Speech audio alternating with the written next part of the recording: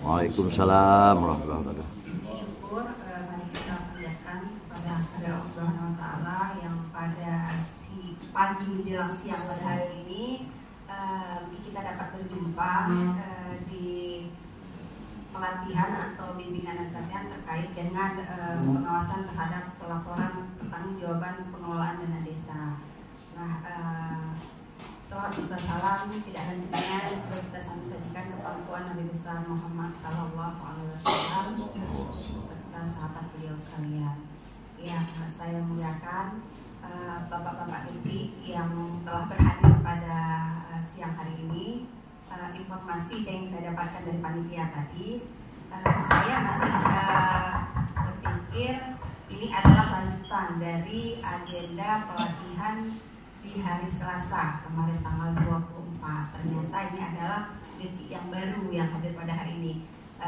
Saya rencananya melanjutkan agenda terkait dengan materi untuk pengawasan pelaporan pertanggungjawaban. Hanya saja kalau memang hari ini yang hadir adalah geci yang baru, peserta yang baru yang berbeda dari hari Selasa yang kemarin, ya saya mungkin agak mengulang sedikit ke belakang, mulai dari perencanaannya sampai dengan pelaporan pertanggungjawaban. Jadi sebenarnya ini kita hanya mengulang-ulang saja, Pak, hanya mengkaji ulang lagi. Sebenarnya ini sudah Bapak laksanakan sehari-hari di Gampung pada saat Bapak melaksanakan pengelolaan dana desa.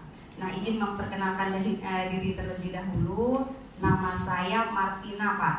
Martina. Kebetulan saya diberi tanggung jawab sebagai Inspektur Pembantu 2 di wilayah 2 yang ada di Inspektorat Kabupaten Aceh Utara. Nah, di Inspektorat sendiri kami memang ada pembagian 4 wilayah, Pak. Wilayah 1, 2, 3, dan 4 plus satu lagi adalah Inspektur Pembantu Khusus. Nah, saya kebetulan berada pada wilayah 2. Wilayah 2 dalam hal ini adalah wilayah saya wilayah tengah, Pak. Kebetulan saya bertanggung jawab mengawasi dan mendampingi baik itu Gampung, Puskesmas, kecamatan yang berada pada wilayah 2, yaitu Syamtalira Bayu, Nibung, Tanah Pasir, Lapang, Payabakung, dan Merah Mulia, Pak. Satu lagi Syamtalira Arun. Nah, mungkin kebetulan yang hadir pada hari ini terwakili ya, Ibu Panitia, terwakili untuk semua kecamatan ya. Mungkin yang di wilayah tengah sebagian sudah pernah berjumpa dengan saya pada saat kami melakukan pengawasan maupun audit yang selama ini kami turun ke lapangan bersama dengan bapak-bapak yang ada di Gampung. Nah, mungkin kebetulan hari ini satu kecamatan, satu peserta yang mewakili kecamatan, mewakili Gampung yang hadir pada hari ini, plus 2 Pak Geci yang kemarin mewakili kecamatan juga dengan peserta yang berbeda. Nah, mungkin hari ini sifatnya selain materi mungkin yang agak singkat yang saya sampaikan pada hari ini, lebih daripada mengulang lagi isi di dalam perbuk terkait dengan pengelolaan dana desa, mungkin nanti sambil lalu juga kita diskusi saja, Pak, terkait bagaimana sebenarnya aplikasi pada saat pelaksanaan dana desa di lapangan. Nah, sebenarnya yang perlu diserap lebih intens pada hari ini adalah bagaimana sih sebenarnya kita untuk mencegah bagaimana pelaksanaan itu tercegah dari penyelewengan. Kan itu saja, Pak, ya, sebenarnya pelaksanaan sudah, tapi kita sedini mungkin mencegah dari awal, mulai dari perencanaan hal-hal apa yang perlu kita persiapkan pada saat kita mengeksekusi apa yang sudah kita rencanakan di dalam APBG bersama dengan yang kita sepakati bersama dengan Tuhaput yang ada di Gampung. Baiklah, Pak, mungkin langsung saja. Nah, tentu saja dalam pengelolaan dan keuangan desa ini memperhatikan dari beberapa ajas. Transparan sudah tentu yang harus kita laksanakan, membuka diri terhadap hak masyarakat untuk memperoleh informasi yang benar dan jujur, tidak diskriminatif tentang penyelenggaraan pemerintah desa. Sudah pasti harus transparan, Pak, dalam pengelolaan dana desa. Kemudian harus akuntabel. Setiap kegiatan dan hasil akhir kegiatan penyelenggaraan pemerintah desa harus dapat dipertanggungjawabkan. Apapun yang Bapak rencanakan yang sudah Bapak susun dari awal tahun dalam APBG tentu saja harus Bapak pertanggungjawabkan pada saat Bapak melapor untuk melaporkan pertanggungjawaban realisasi yang Bapak lakukan selama 1 tahun anggaran. Kemudian partisipatif, tentunya penyelenggaraan pemerintah desa mengikut sertakan kelembagaan desa dan unsur masyarakat desa. Nah, dalam hal ini yang sudah Bapak lakukan mulai dari perencanaan awal menyusun APBG pun Musrenbang Desa sudah Bapak lakukan tentunya. Kalau tidak mungkin terbentuk APBG ya Pak ya. Sudah ada kita ikut sertakan Tuhaput dalam hal ini tokoh-tokoh masyarakat pada saat kita lakukan musyawarah desa di Gampung atau di Menasak, sudah kita akomodir hal-hal apa yang ingin kita rencanakan mulai dari awal tahun sampai dengan akhir tahun. Paket-paket apa saja atau pekerjaan apa saja yang akan kita rencanakan untuk kita lakukan di tahun berkenaan. Kemudian tertib, sudah pasti tertib, harus tertib terhadap landasan keteraturan, keserasian, keseimbangan dalam mengendalikan penyelenggaraan pemerintah desa dan mendahulukan kesejahteraan umum. Tentu saja tujuan dari pemerintah itu sendiri dalam hal menyalurkan dana desa ini punya maksud dan tujuan. Nah, dana desa ini diberikan kepada masyarakat di kampung-kampung ataupun desa-desa tentu saja dengan yang diberdayakan itu adalah masyarakat. Bentuknya swakelola ya Pak ya, diberikan. Jadi anggaran diberikan, dikelola oleh masyarakat dan dinikmati oleh masyarakat juga. Jadi diberikan anggaran ke desa ini diharapkan mandiri, desa ini dapat mandiri atau kampung ini dapat mandiri. Ya, kita sangat berharap memang ini merupakan luncuran bantuan yang diberikan pemerintah pusat kepada desa di seluruh Indonesia, tapi tidak menutup kemungkinan ini pasti akan ada masanya Pak. Ini sebenarnya kan pancingan atau bantuan yang diberikan pasti ada tahap dan masanya. Diharapkan dengan beberapa tahun anggaran yang diberikan oleh pemerintah pusat kepada masyarakat kampung ataupun desa di seluruh Indonesia ini dapat memandirikan atau memberikan keleluasaan kepada masyarakat kampung agar dapat mandiri. Sebenarnya rugi Pak kalau kita tidak memanfaatkan dana desa yang cukup besar sebenarnya setiap tahunnya, mulai tahun anggaran 2015 beberapa tahun tuh Pak. Bisa saja suatu saat itu kan dihentikan. Nah, dengan beberapa tahun yang diberikan bantuan oleh pemerintah ini diharapkan masyarakat dapat mandiri. Nah, contoh saja untuk pelaksanaan kegiatan ataupun pengelolaan BUMG yang selama ini Bapak tahu sendiri cukup banyak masalah yang terjadi di lapangan ataupun di kampung-kampung. Penyertaan modal kita rencanakan untuk kita berikan kepada masyarakat. Dalam hal ini kita bentuk kepengurusan BUMG itu sendiri, kita berikan anggaran agar dapat adalah pendapatan yang dapat berkontribusi terhadap pendapatan asli desa ataupun kampung. Nah, selama ini yang kita pantau pada saat kita melakukan khususnya APIP Pak dalam masyarakat pendampingan maupun pengawasan di kampung, contoh saja untuk BUMG pada saat kita melakukan pemeriksaan ada saja penyertaan modal hanya diberikan untuk 1 tahun, kemudian 1 tahun, 2 tahun, tapi PAD untuk kampungnya tidak kita peroleh. Sebenarnya itu sangat rugi sebenarnya Pak. Kita memberikan penyertaan modal yang tidak sedikit kepada BUMG, walaupun di sini sifatnya Pak Dici penasehat ya Pak ya, penasehat atau pembina di dalam kepengurusan BUMG. Nah, tapi kan sangat kita berharap dengan anggaran desa yang cukup besar, kita sudah lakukan musyawarah di desa bersama dengan Tuhaput, bersama dengan tokoh masyarakat, apa sih yang bisa dibangun di desa kita ini atau di kampung kita ini. Penyertaan modal menurut pantauan kami tidak sedikit. 100-200 juta hampir setiap tahun itu ada untuk penyertaan modal. Tapi sangat kita sayangkan ketika dieksekusi begitu saja sudah ada penyertaan modal. Contoh saja untuk gade sawah Pak, sudah kita berikan ke pengurus BUMG untuk dikelola. Namanya juga perusahaan kecil ya Pak ya, diberikan saham nih, saham kita berikan, kita gelontorkan ke kepengurusan BUMG. Nah, ketika tidak ada manfaat untuk masyarakat maupun untuk pendapatan asli desa, itu kan sangat disayangkan. Beberapa tahun 200 juta itu bukan anggaran sedikit, tapi itulah yang selalu memunculkan permasalahan yang sering terjadi pelaporan ataupun pengaduan yang sering terjadi masuk ke kami lewat pengaduan masyarakat maupun aparatur. Nah, hal-hal demikian mungkin harus kita sikapi bahwa perencanaan yang tepat pada saat kita menyusun anggaran tentu saja kita rencanakan dari awal. Pak Deci selaku kuasa penggunaan penuh di Gampung yang memegang kekuasaan terhadap anggaran juga bersama dengan Puhakput selaku BMD yang mengawasi pelaksanaan kegiatan bersama-sama melaksanakan dan mengawasi untuk tujuannya adalah mensejahterakan masyarakat. Nah, kemudian disiplin anggaran sudah pasti, disiplin anggaran mulai dari perencanaan sampai dengan pelaporan pertanggungjawaban dana Gampung, pengelolaan keuangan desa, kepala desa selaku pemegang kekuasaan dan kekayaan yang dipisahkan.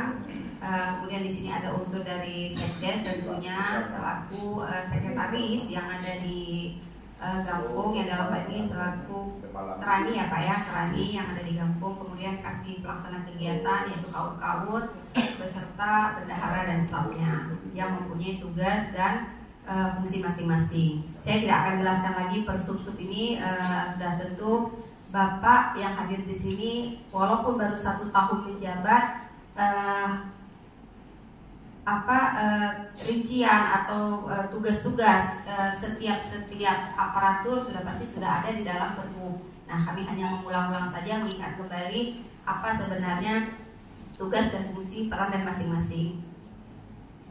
Anggaran pendapatan dan belanja desa yang terdiri dari pendapatan yaitu ya dana transfer yang selama ini Bapak terima, baik itu dari ADG maupun dari pusat yang ADD Pak. Nah, satu hal mungkin yang menjadi perhatian terkait dengan ADG, Siltap ataupun ADD. Kalau ADD memang kan sudah ada perbuknya Pak, baik ADG maupun ADD, berapa sih penyaluran dana desa setiap tahun yang akan diberikan oleh pemerintah pusat maupun subsidi yang diberikan oleh dana sharing. Nah, maksudnya ADG untuk Siltap yang diberikan oleh pemerintah kabupaten kepada desa. Nah, satu hal yang ini kita sharing untuk pada saat penyusun anggaran di APBG untuk Siltap di perbuknya sudah diatur Pak berapa setiap tahunnya, tapi bisa saja kemungkinan pada saat menginput, pada saat operator menginput, dalam hal ini kita minta bantuan operator untuk menyusun atau menginput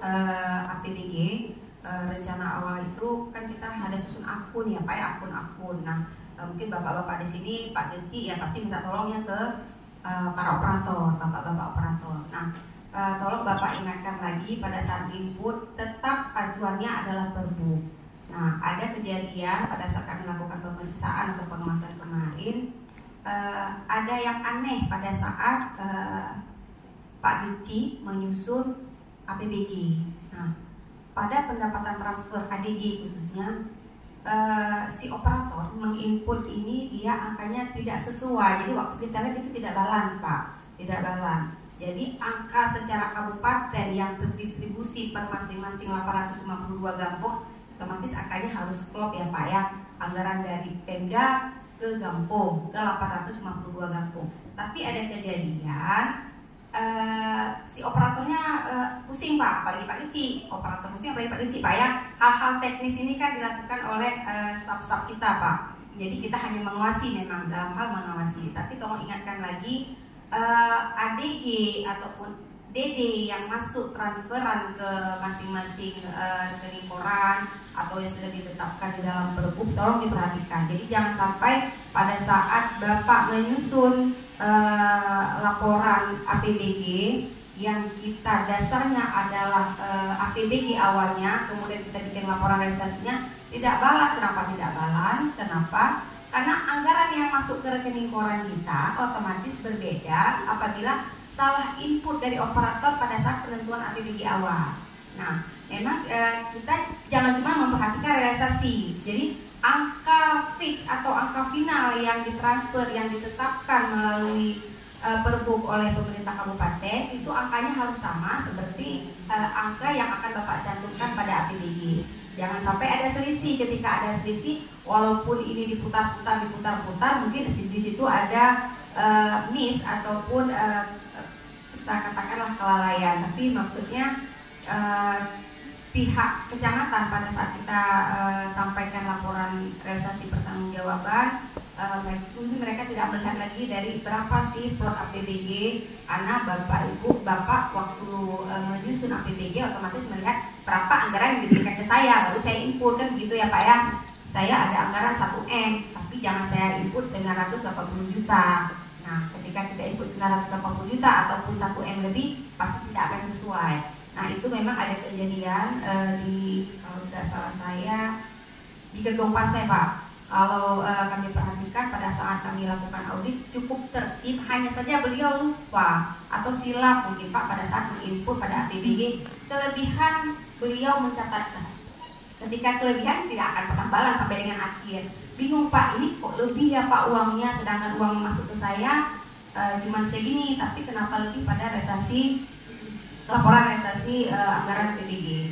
Nah, mungkin itu yang perlu diperhatikan.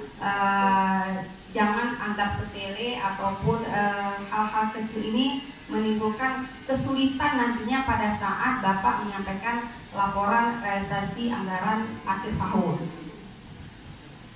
Nah, kemudian yang seperti saya sampaikan tadi, pendapatan, belanja, dan pembiayaan. Belanja tentu saja sudah ada rincian-rincian menurut akun yang telah ditetapkan. Pendapatan yang tadi saya katakan tadi dari PAD maupun transfer. Nah, terhadap pendapatan PAD maupun transfer pada akun mungkin sering sekali kejadian kenapa pada saat pergantian gaji, biasanya Pak pergantian gaji baru nih Pak, pergantian gaji baru ada silpa atau sisa anggaran tahun lalu yang tidak dicatatkan ke dalam penyusunan APBD tahun berikutnya. Nah, kalau pada masa gaji yang bersangkutan 6 tahun masih menjabat ya Pak ya, bisa juga ada kejadian. Kenapa? Itu adalah hal-hal kecil sebenarnya yang dicoba untuk diselewengkan, silpa anggaran tahun lalu yang kemungkinan Pak kami tidak lakukan audit. Nah, ada oknum-oknum mungkin ketika ada sisa tahun lalu beliau tidak munculkan lagi di tahun berikutnya. Sebenarnya itu adalah tambahan ketika masuk dana transfer ditambah dengan penerimaan pembiayaan tahun sebelumnya, sehingga itu merupakan anggaran untuk Bapak belanjakan di APBD berikutnya. Nah, jadi coba teliti lagi, ataupun memang ada kesengajaan saya tidak tahu Pak, tapi memang sering kita jumpai pada saat kita lakukan audit untuk silpa tahun anggaran yang lalu sering sekali tidak dimasukkan pada penerimaan pembiayaan tahun berikutnya. Jadi itu angkanya nggak kecil Pak, kadang-kadang sampai ratusan, ada 130 juta kadang-kadang. Kan sayang, maksudnya sayang jika tidak dimasukkan, karena itu merupakan modal kita ditambah dengan dana transfer yang akan diberikan oleh pemerintah pusat untuk kita rincikan di belanja-belanja tahun berikutnya. Kemudian terkait dengan penyertaan modal yang saya katakan tadi, walaupun tiap tahun diluncurkan atau kita berikan kepada BUMG, ya tolonglah dipantau, dilihat perkembangannya, karena kita tidak mau juga ada laporan-laporan dari masyarakat yang sering sampai ke kita menyampaikan bagaimana sih sebenarnya anggaran desa yang telah diberikan kepada BUMG tapi tidak sanggup dipertanggungjawabkan. Nah, kita tidak mau ada oknum yang memanfaatkan dana desa yang segitu besar untuk penyertaan modal tapi tidak ada manfaat ke desa. Itu tidak asing lagi, memang sering sekarang masyarakat, bukan saja pihak wabud, masyarakat sendiri sekarang sudah mulai lapor Pak. Anggaran sekarang kan sudah transparan Pak ya, sudah kita infokan ke baliho-baliho yang ada di Menasa ataupun di kampung. Sering kita tempel, masyarakat secara umum mereka membaca. Nah, secara umum mereka membaca, walaupun mereka tidak ikut dalam rapat, setidaknya mereka bisa melihat berapa sih anggaran tahun ini. Oh, penyertaan modal nih ada untuk BUMG, walaupun rinciannya tidak tersebut di dalamnya, tapi masyarakat bisa memantau dari informasi-informasi yang kita sajikan di papan-papan informasi yang ada di masyarakat kampung. Jadi tolong Pak Kecipun jangan terkait dengan informasi informasi laporan realisasi maupun APBG yang setiap tahunnya kita rencanakan, ya tidak usah disimpan Pak, bukan disembunyikan, disimpan. Kadang-kadang sudah dibuat itu balihonya, sudah dibuat, sudah di print, dicetak, tapi tidak ditempel. Jadi kan sebenarnya tidak ada niat dari Pak Geci ataupun kuasa pengelolaan dana Gampung ini untuk menyembunyikan atau menyimpan informasi, tapi mungkin silap Pak, atau mungkin lupa sudah dicetak, tiangnya sudah ada, lupa ditempel, kan begitu ya Pak. Seringkali kalau untuk papan proyek habis masa tahun anggaran, ya kadang udah disiram hujan, kena angin, mungkin sudah rusak. Nah, tapi kalau untuk papan informasi diusahakan secepat mungkin untuk diinformasikan APBG-nya apa, realisasinya apa, sehingga masyarakat tahu dan tidak muncul tanda-tanda tanya di masyarakat, kok gemepeng Pak Geci. Nah, walaupun secara teknis di dalam realisasi pelaksanaan APBG banyak hal memang yang harus kita kelola. Cuma pada saat kita menginformasikan, ya tidak sampai lah Pak paku satu kita harus jelaskan di dalam laporan pertanggungjawaban atau realisasi APBG yang kita cantumkan di desa-desa. Nah, hal-hal demikian mungkin Bapak Geci bersama dengan Tuhapet kita upayakan seharmonis mungkin Pak, karena ketika kita tidak harmonis di Gampung, Tuhapet ini adalah kan perwakilan masyarakat Pak ya. Kita pun Geci ini dipilih oleh masyarakat. Jadi masyarakat menyampaikan aspirasi apapun masalah ataupun unek-unek dari masyarakat, tentu saja mereka sampaikan kepada Tuhapet. Nah, Tuhapet dalam hal ini, jika beliau paham betul apa peran dan fungsi beliau sebagai Tuhapet mengawasi pelaksanaan kegiatan Gampung, dalam hal mengawasi dalam hal ini adalah mengawasi secara makro Pak ya, tidak maksudnya berapa sih Pak untuk pembangunan sebuah gedung serbaguna ini, berapa semen sih Pak yang habis, berapa truk pasir yang harus didatangkan, ya tidak harus dilaporkan sampai segitunya. Tapi kadang-kadang pemahaman kita di masyarakat, nyobu cuman truk 20 motor, padahal bakrap meduleh 25 motor. Jadi hal-hal seperti itu seharusnya dapat dimusyawarahkan di Gampung Pak. Jadi maksudnya tidak hal-hal kecil harus Pak Geci sampaikan atau Pak Geci harus informasikan ke masyarakat sampai hal-hal yang kecil. Hanya saja, contohnya saja untuk paket tahun ini kita laksanakan ada 4 paket. 4 paket ini sudah terlaksana 3. 1 terkendala kenapa? Itulah yang akan disampaikan ke masyarakat melalui musyawarah yang diwakili oleh Tuhapet.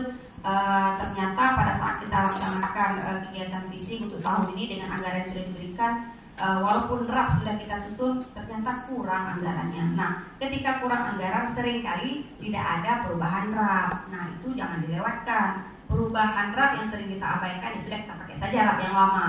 Walaupun kita sudah sepakati dengan Tuhapet, kita buat pergeseran anggaran, tapi RAP-nya tidak dirubah. Nah, ketika kita lakukan audit, kami tetap meminta dokumen yang sah, yaitu dokumen pertanggungjawaban yang Bapak sampaikan ke kami, laporan realisasi yang disampaikan ke kami, baik itu keabsahan atau validnya dokumen-dokumen pendukung untuk realisasi, termasuk RAP yang disampaikan ke kami, itulah yang kami pegang pada saat kami melakukan cek fisik di lapangan nanti. Jadi seringkali pada saat kita lakukan cek fisik, Bu nyo RAP katua mubah Bu, tapi nyo kalita APBG kalau kita rubah, tapi RAP-nya tidak dirubah. Seringkali kejadian seperti itu Pak. Jadi kita mengharapkan perubahan-perubahan kecil, kalaupun tidak cukup anggaran ataupun kegiatan-kegiatan multi years yang harus kita lanjutkan di tahun depan, ya silakan. Oh kita untuk lanjutan gedung serbaguna yang katakan lagi kita lakukan di Gampung, mungkin untuk kita baru bisa lakukan untuk lantai 1 saja. Untuk pembangunan lanjutan kita lakukan untuk tahap berikutnya. Ya RAP-nya dibuat ya cuma sampai lantai 1 saja, tidak usah membuat sampai lantai 2 karena memang anggaran tidak cukup, kan seperti itu. Jadi sesuaikan rencana-rencana atau RAP yang akan Bapak susun dengan anggaran yang akan diberikan. Nah, kemudian terkait dengan ketelitian pada saat melengkapi dokumen juga jangan dilupakan. Seringkali itu tidak ditandatangan Pak. Bapak udah nyerahin baik itu untuk pekerjaan posyandu yang lazim setiap tahun ataupun BLT, itu hal-hal kecil memang selain pekerjaan fisik yang besar yang harus kita salurkan. Itu untuk tanda tangannya jangan lupa. Kadang-kadang ada sudah diserahkan, nanti datang si pelapor lapor ke kita, saya nggak terima Bu. Ya pada saat kita cek dokumen memang tidak ada di tanda tangan, tidak ada tanda tangan si penerima. Karena hal-hal seperti itu yang kita di sekeliling kita Pak, 6 tahun masa menjabat gaji, yang kita tahu mereka ini adalah teman-teman kita yang mendukung kita pada saat kita menjadi gaji. Nah, tapi kita tidak bisa hindari orang-orang di sekeliling kita ini suatu saat ada potensi-potensi untuk mengganggu atau mengusik Bapak Ibu sekalian. Nah, jadi hal-hal itu yang saya katakan tadi, hal-hal kecil yang perlu Bapak bentengi untuk Bapak, yaitu dokumen. Dokumen itu sangat penting. 1 tahun, 3 tahun, 1 tahun, 2 tahun, 3 tahun mungkin aman Pak. Tapi tahun keempat, tahun kelima sudah mulai gonjang-ganjing Pak di desa itu, di kampung. Gak datang dari saingan yang naik, yang kalah, kemudian ada masyarakat mungkin ada keinginan lain untuk mengusik. Disitulah titik lemah kita pada saat dokumen-dokumen yang kita sajikan tidak valid ataupun tidak lengkap. Nah, kami tidak ingin juga hal-hal ini berulang. Sudah 2015, sekarang sudah 2023, terkait dengan kelengkapan dokumen yang memang sewajarnya Bapak lengkapi, silahkan dilengkapi. Nah, tugas daripada si bendahara atau Pranijut Keuangan, ya Bapak wanti-wanti, tugas beliau kan mempersiapkan seluruh bahan-bahan pertanggungjawaban, SPP untuk diajukan, itu memang sudah tugas beliau. Nah, siapa yang memverif otomatis ya Pak Sekdes. Pak Sekdes juga diberi peran. Jangan semua-semuanya bendahara atau semua-semuanya itu urusan operator, enggak gitu juga Pak. Karena kenapa? Pada saat lurus-lurus saja tidak ada masalah, alhamdulillah. Tapi ketika tersangkut masalah ataupun dipanggil sama APH, mulai dari yang menyusun pertama, kemudian siapa yang memverifikasi, siapa yang menyetujui, semuanya kena. Jadi tidak ada, tetap APH ataupun pihak penegak hukum ini melihat di aturannya ini kewenangan siapa, tugasnya siapa yang memverifikasi. Ya tidak hanya Pak Geci, tapi mulai dari Pak bendahara, kemudian sekretarisnya mempunyai tugas masing-masing memverifikasi. Sebenarnya tugas Pak Geci ini sudah ringan di ujung Pak ya, sudah ada yang mempersiapkan, sudah ada yang memverifikasi dokumen, oh sudah benar, sudah layak untuk diajukan. Pak Geci tinggal menyetujui saja. Nah, jangan semua Pak Geci yang harus sempat nggak sanggup Pak. Orang meninggal juga Bapak juga digampung, ya kan? Maksudnya semua orang pakai di Bapak Ci. Jadi hana mandumi yang menjadi beban Bapak. Jadi diserahkan sesuai tugas dan fungsi masing-masing di kampung. Pak Sekdes tugasnya apa, bendahara tugasnya apa, KU tugasnya apa, Tuhaput itu punya tugas dan peran masing-masing.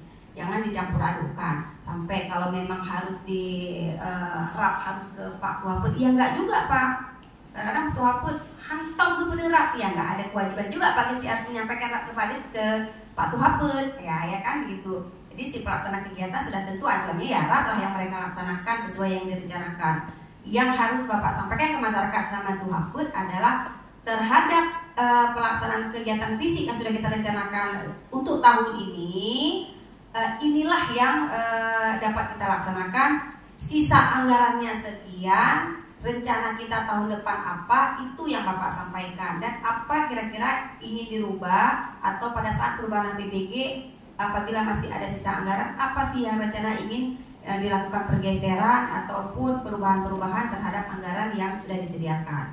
Nah, jadi dari itu Bapak juga tidak usah khawatir sampai terlalunya semen berapa, paku berapa saya harus lapor ke masyarakat, enggak juga Pak, enggak sampai segitunya.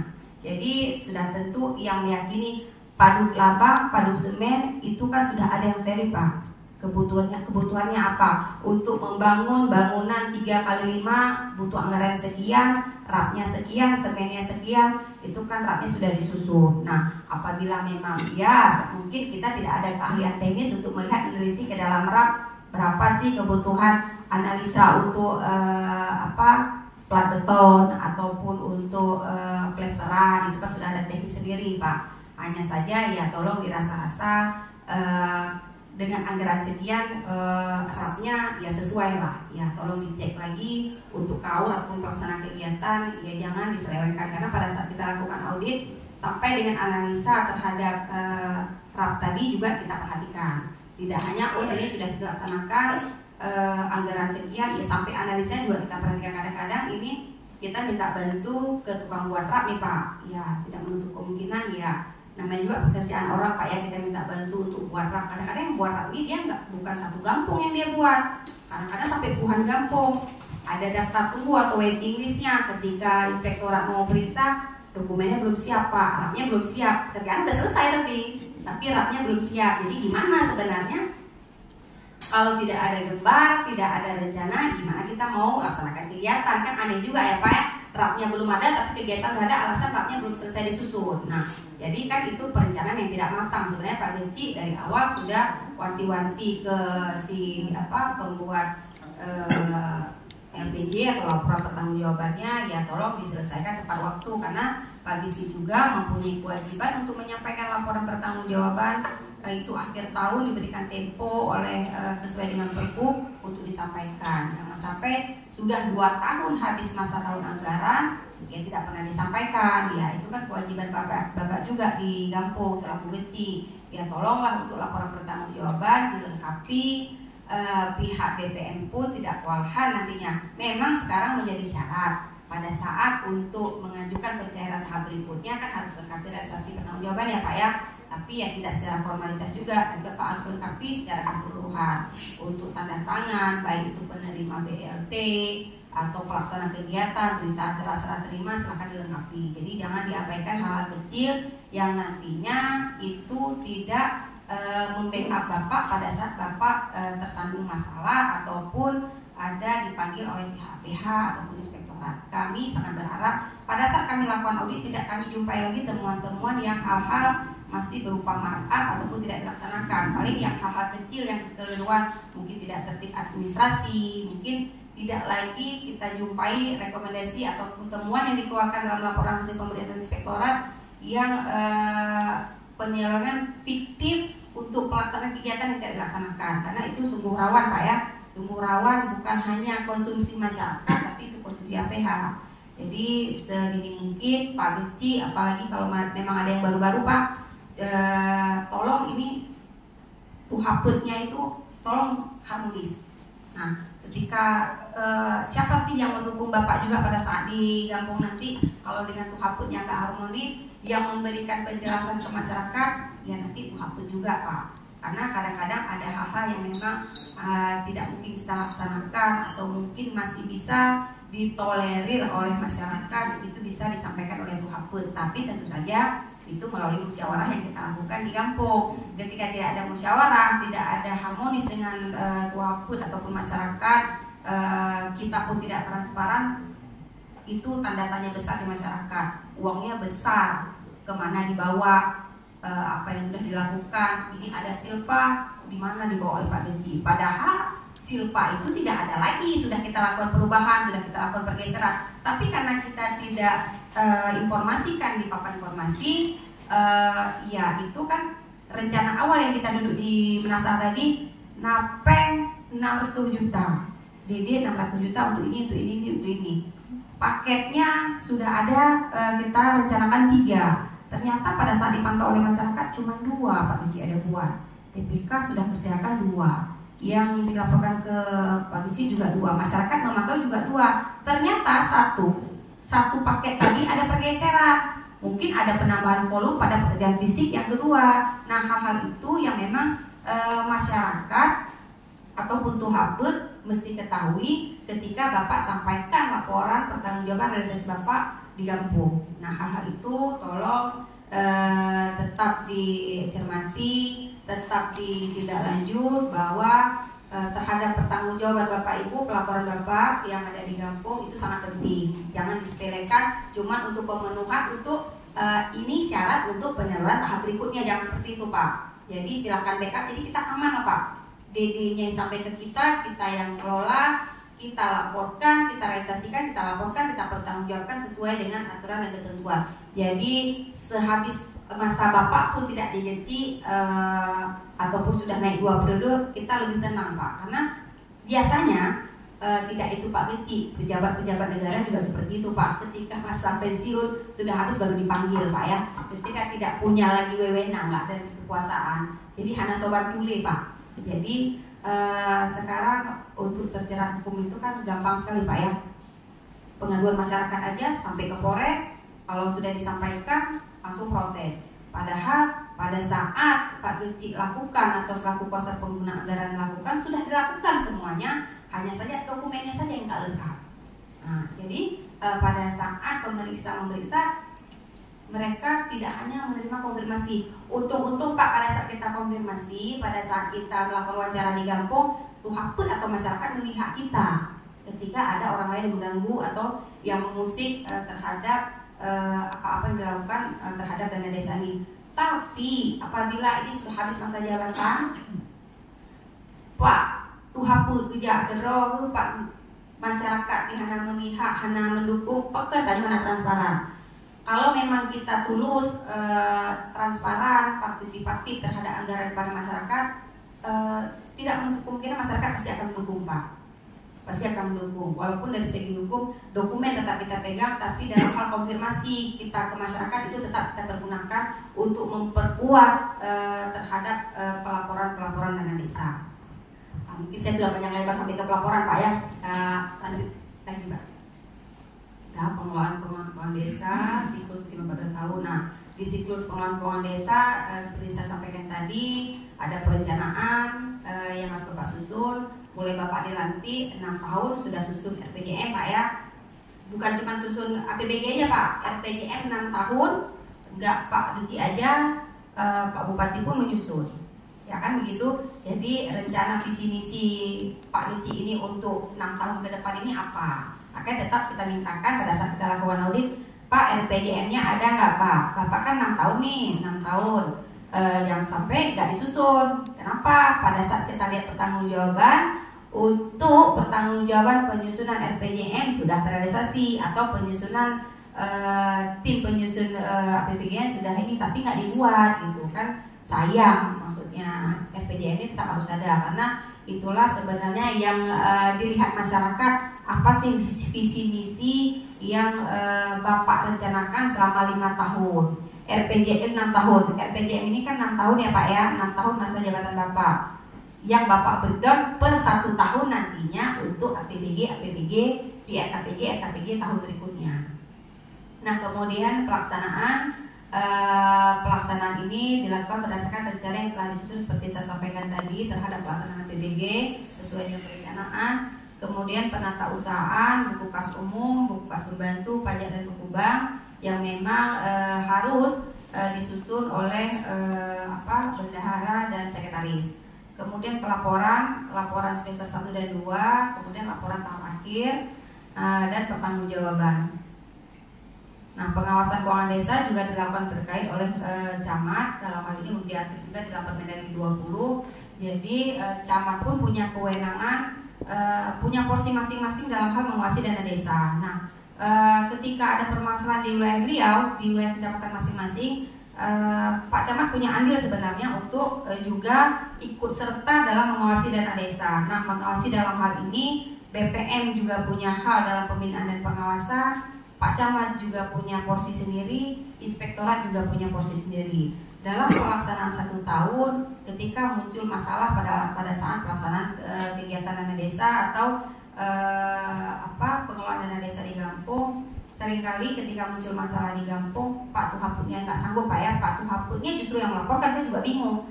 Tuhaputnya justru yang melaporkan bagaimana penyelenggaraan di dana desa.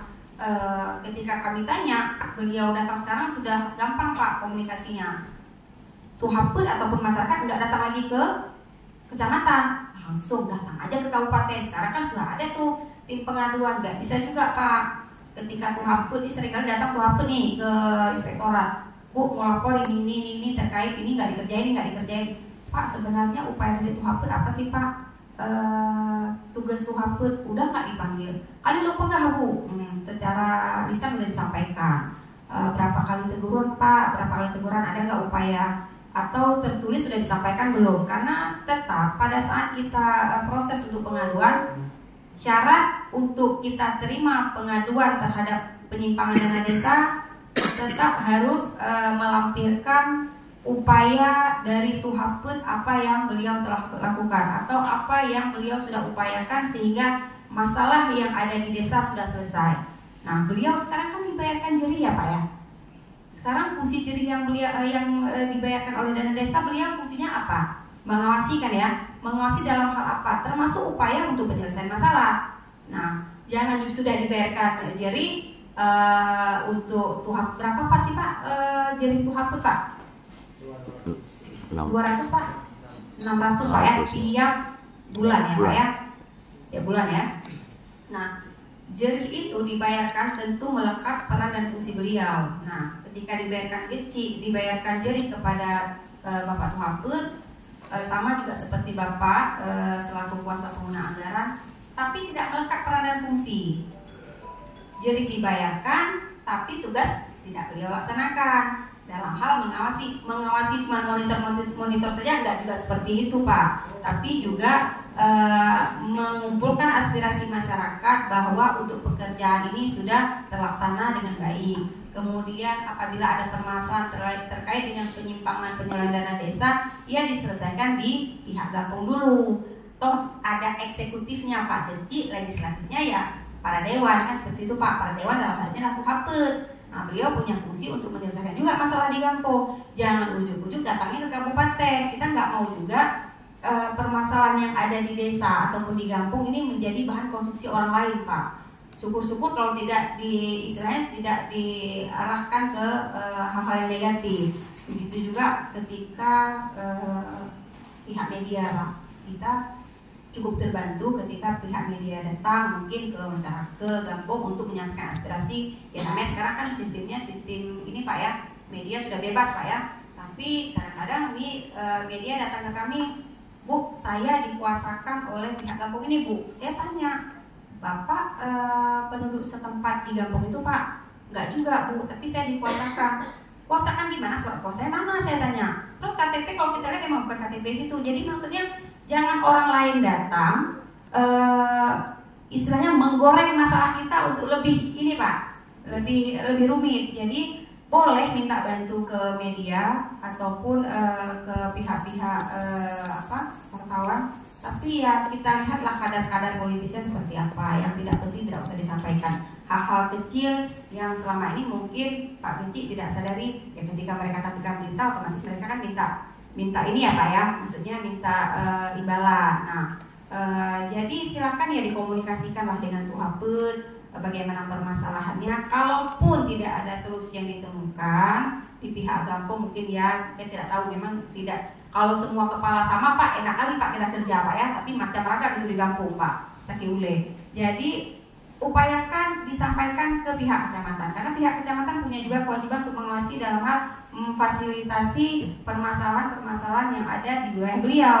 Pak Camat juga tidak mungkin datang informasi ke kabupaten, Pak Camat sendiri nggak tahu. Saya juga bingung, Pak Camat tahu nggak informasinya bahwa Gampung Bapak yang ini dana desanya udah ditilep Pak, udah diselewengkan? Nggak tahu, nggak pernah sampai ke saya, kan aneh juga Pak ya. Selaku wilayah begitu pucik kita masalah di Gampung nggaknya. Jadi ketika proses di dalam kita telah pengaduan yang masuk ke kita ke kabupaten, ketika di Gampung tidak dapat diselesaikan, di kecamatan tidak ditemukan solusi dengan berbagai upaya, ketika sudah diupayakan Pak ya, tidak juga membawa dokumen dari Gampung, ini saya teruskan ke inspektorat, enggak juga, karena kita sampai ke inspektorat kita kaji lagi, tetap kita panggil pihak pelapor dan terlapor. Kadang-kadang pihak pelapor ini ketika melaporkan nggak mau dicantumkan namanya.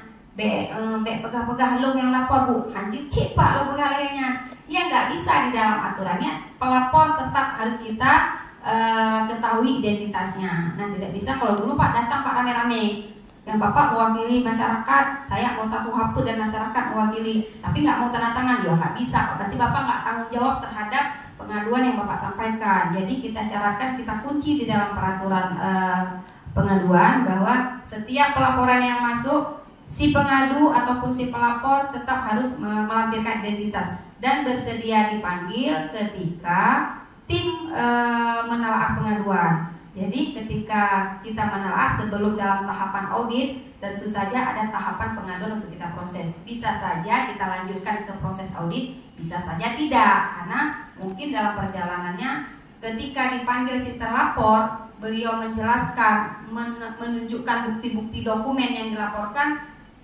Ketika tim memverifikasi, menganalisa bahwa ini tidak masuk dalam kadar penyelewengan, hanya saja mungkin secara tertibnya tidak disampaikan masyarakat. Jadi hal-hal itu mungkin tidak akan kita sampaikan ke kita lanjutkan ke ranah audit. Nah, kalau kapasitas kami Pak 22 orang Pak, 22 orang pemeriksa untuk menjangkau 852. Rasanya mustahil Pak ya, 1 tahun bisa terjangkau semua. Kalau di gelombang yang pertama kemarin ada yang bilang, Bu saya kok nggak pernah diperiksa Bu, kata gitu kan. Kok nggak pernah diperiksa Bu, Bapak menjabat kapan? 2021 untuk Kecamatan Sunudun kalau nggak salah saya.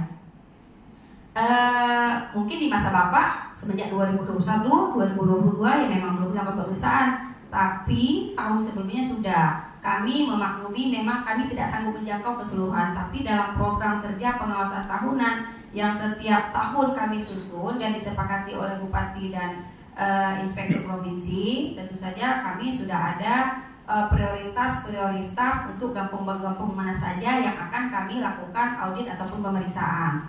Nah, ketika 852 tentu kita bikin pemetaan Pak, pemetaan tiap-tiap kecamatan. Jangan juga Bapak nanti seuzon juga ke Pak Camat, nih Pak Camat yang sampaikan, karena nggak harmonis dengan kampung saya dimasukkan ke dalam list. Jangan seperti itu Pak. Tapi kita selain informasi yang kita dapatkan dari Camat, karena beliau juga punya fungsi penting untuk menyampaikan permasalahan-permasalahan kampung-kampung yang ada di wilayah beliau untuk kita jadikan variabel untuk penentuan kampung mana yang akan kita audit. Salah satu ya Pak, salah satunya informasi dari Camat. Kemudian masa pelaksanaan program kerja pengawasan tahunan itu melihat berapa lama sih kampung ini tidak diperiksa, itu juga variabel. Semakin lama tidak terperiksa, maka kampung ini akan dilanjutkan untuk direncanakan audit di tahun berikutnya, juga dengan jumlah anggaran, termasuk juga temuan-temuan yang tidak terselesaikan Pak, karena memang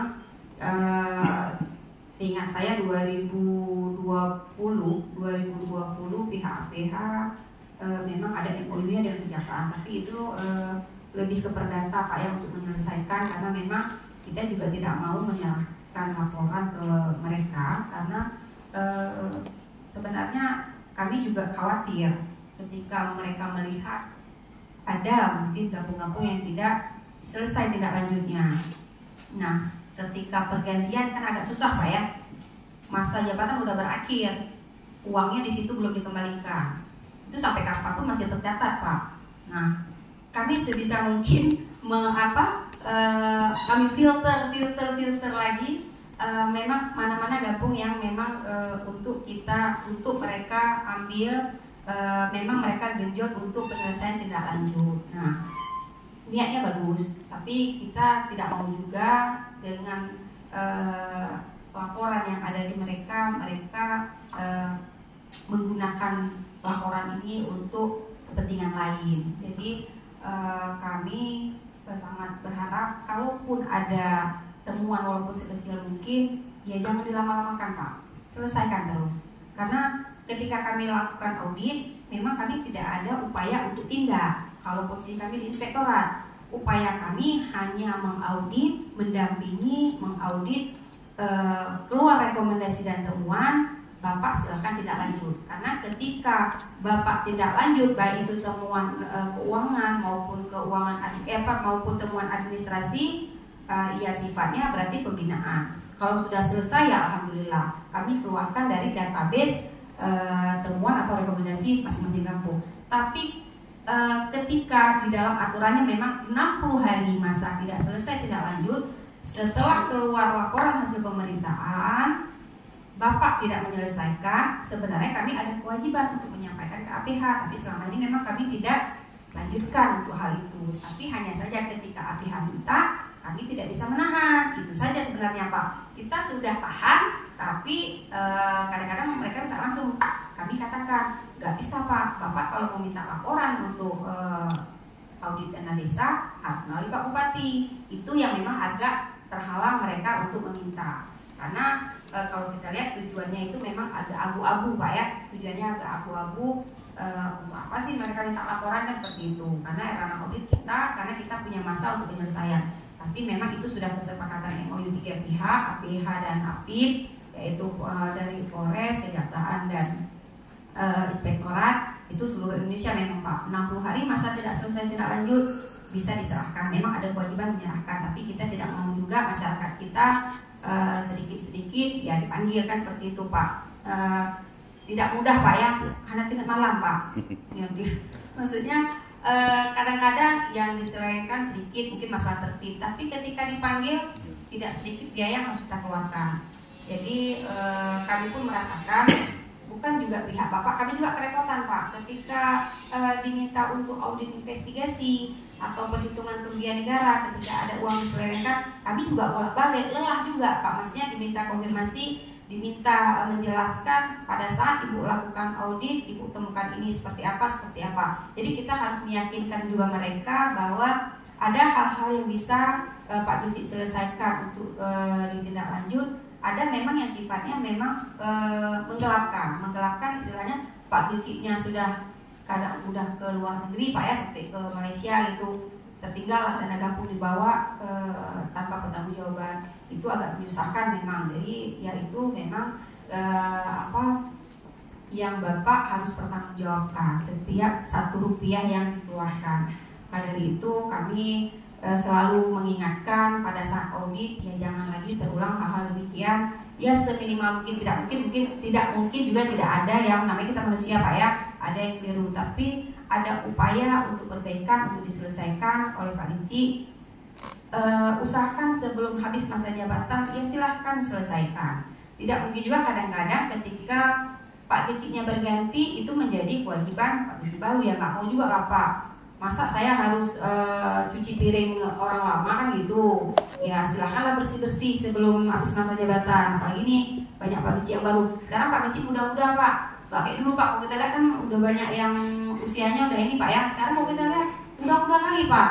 Kita panggil mau bilang kalau tetap Pak Geci kita panggil Pak, adik-adikan. Jadi kami juga bingung, waduh ini fresh kali nih Pak Geci Pak. Fresh kali, muda-muda kali Pak, yang kali ini muda-muda. Jadi dengan semangat yang muda, maksudnya jangan sampai kematangan kita dalam mengelola dana desa ini juga ya jangan egois lah, jangan egois. Tetap partisipatif kepada masyarakat, tuhapun walaupun yang tua-tua ini kita rangkul. Jadi kita juga nyaman dalam melaksanakan atau mengeksekusi dana desa yang disalurkan ke Pak Geci selaku kuasa pengguna anggaran.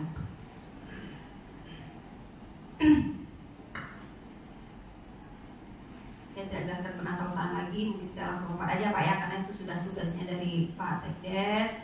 Nah, laporan realisasi semesteran 1 dan 2, kemudian realisasi yang setiap tahunnya harus disampaikan LKPJ. Nah, kewajiban terhadap laporan pertanggungjawaban dana desa. Kranicut wajib mempertanggungjawabkan uang kas yang ada padanya melalui laporan pertanggungjawaban yang disusun Pak ya.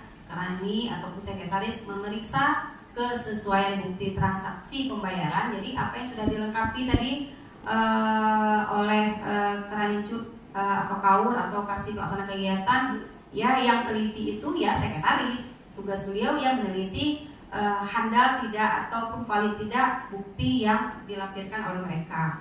Kemudian ya Geci menyetujui seperti saya sampaikan tadi, ya lebih ringan sebenarnya tugas Pak Geci ketika dokumen-dokumen ini sudah ada yang memverifikasi. Jangan dilakukan semua oleh Bapak, Pak capek. Sudah ada tugas masing-masing. Jadi Pak Geci menyetujui permintaan pembayaran sesuai hasil verif yang dilakukan oleh Krani atau sekretaris, dan kemudian dapat dilakukan pencairan. Nah, kemudian melaporkan laporan realisasi penyerapan capaian OPU dana desa. Selanjutnya laporan pertanggungjawaban disampaikan ke Bupati, dalam hal ini DPM PKB, melalui Pak Camat setiap akhir tahun anggaran. Nah, untuk penyampaian selama ini seringkali terlambat ya Pak ya, terlambat. Jadi kalau sudah bulan berapa, kadang-kadang kita audit di 2022, pada saat anggaran 2022 kita turun sudah bulan Oktober, bulan 10, LP-nya belum selesai Pak. Nah, kewalahan juga kita harus menunggu. Kenapa? Karena waktu itu agak lama, rentang waktu agak lama kita menunggu. Kadang-kadang ini sudah lakukan audit, Bu, kenapa belum cek fisik? Gimana mau cek fisik? Rapnya aja tidak ada Pak. Maksudnya kalau tidak sanggup dipenuhi rak, gimana kan mau cek fisik kan begitu.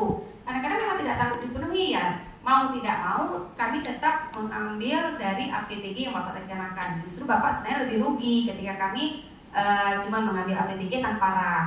Nah begitu. Jadi hal-hal itu ya dipersiapkanlah dari awal di akhir tahun atau di awal tahun, setelah masa pelaksanaan pekerjaan, masa tahun anggaran sudah berakhir, pekerjaan fisik sudah selesai, laporan pertanggungjawaban silakan diselesaikan.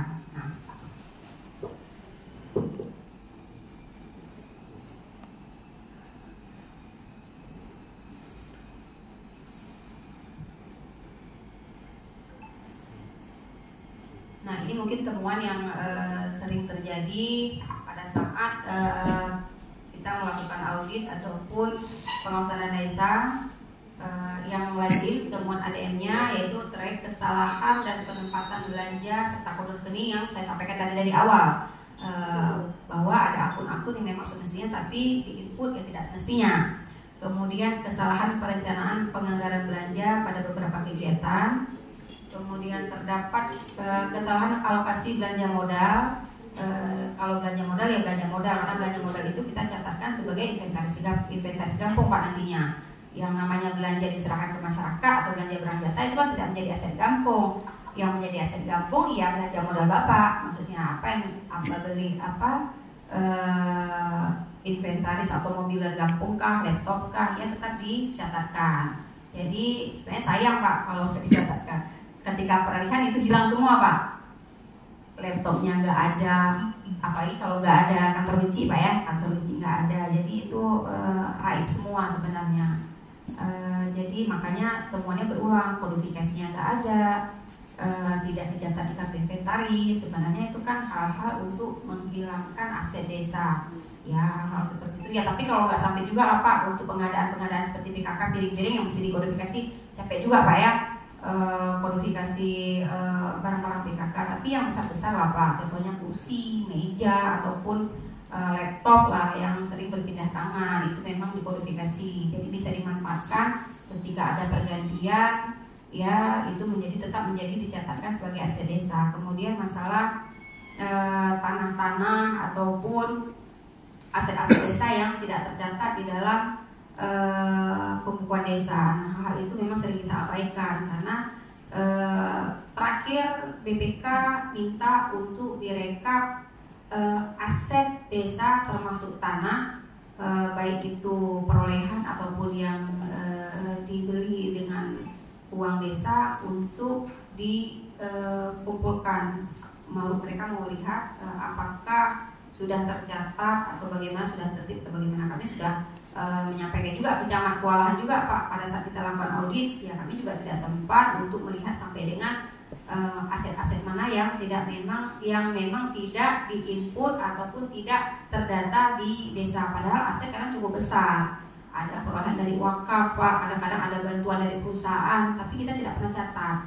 Jadi seolah-olah kita tidak punya kekayaan Pak ya di desa, padahal itu ada.